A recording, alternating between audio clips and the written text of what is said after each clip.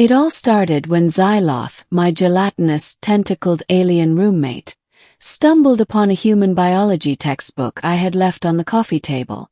I was in the kitchen making a sandwich when I heard a series of wet, squelching noises, Zyloth's version of gasping in shock. Fascinating. Absolutely fascinating, Zyloth exclaimed, their translucent body rippling with excitement. Human reproduction involves two individuals, and you merge genetic material. How delightfully inefficient. I froze mid-sandwich assembly, peanut butter knife hovering in the air. Zyloth, what are you reading?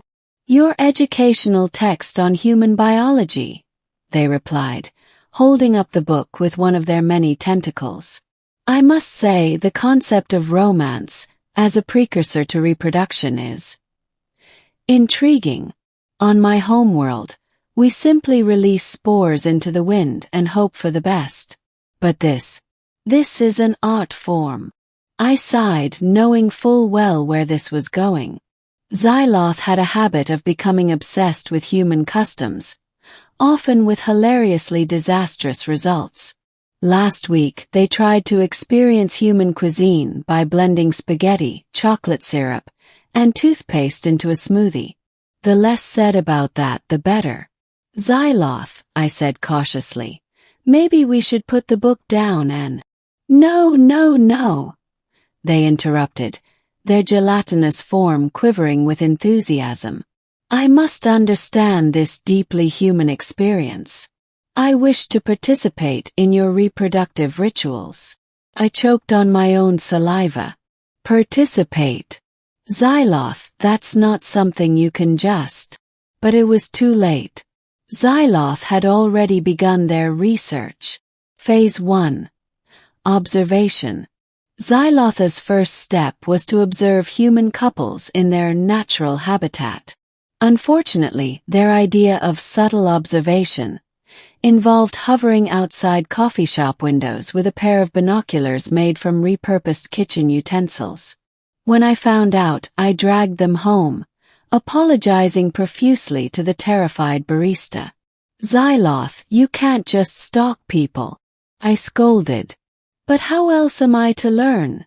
They protested, their form drooping like a deflated balloon.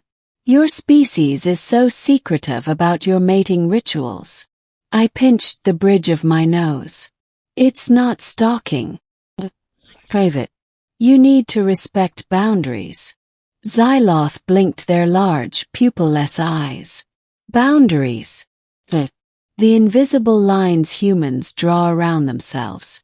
Very well. I shall adjust my approach. Phase 2. Theoretical understanding. Next, Zyloth decided to immerse themselves in human media to better understand the concept of romance. They binge-watched every romantic comedy, drama, and soap opera they could find. By the end of the week, they were speaking in dramatic monologues and referring to me as my darling. Love is a many-splendored thing, Zyloth declared, draping a tentacle over their forehead like a swooning Victorian heroine. It is a flame that burns brightly, yet can be extinguished by the slightest breeze. Okay, that's enough Netflix for you, I said, confiscating the remote. You're starting to sound like a Hallmark card. But I must understand the emotions, Zyloth insisted. The longing, the passion, the heartbreak. Tell me, human, have you ever been in love? I hesitated. Well, yeah, few times. But it's not like the movies. Real love is complicated. Zyloth's body shimmered with curiosity. Then show me. Teach me the ways of human courtship. Phase 3. Practical application. Against my better judgment, I agreed to help Zyloth experience a human date. We went to a park, where Zyloth insisted on recreating scenes from their favorite rom-coms. This included attempting to feed me grapes. They accidentally dropped them into my shirt, and serenading me with a karaoke rendition of My Heart Will Go On, which attracted a crowd of confused onlookers. Zyloth, this isn't how real dates work, I said, face-palming as they tried to recreate the infamous lift scene from Dirty Dancing and nearly dislocated my shoulder. But it is essential to the human experience, they argued. How else will I understand the intricacies of your reproductive rituals? First of all, stop calling it that. Second, you're overcomplicating things. Dating is just two people spending time together and seeing if they click. Zyloth tilted their head. Click. Like the sound of a mechanical device. Groaned. Never mind. Phase 4. The grand gesture. Determined to master human romance, Zyloth decided to perform a grand gesture to win my heart.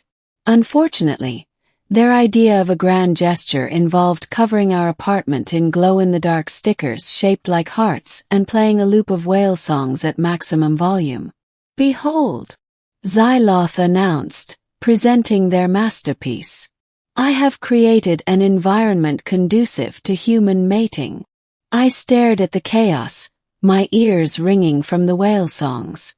Zyloth, this is not what I meant. They deflated, their forms sagging in disappointment. But I followed all the steps. The ambience, the music, the symbolic representation of affection. I sighed, placing a hand on their gelatinous shoulder. Look, I appreciate the effort, but you're missing the point. Romance isn't about grand gestures or following a script. It's about connection, understanding, being there for someone even when it's hard. Zyloth was silent for a moment, their body rippling thoughtfully. I see. So it is not the act itself, but the intention behind it. Exactly. Phase 5. Acceptance.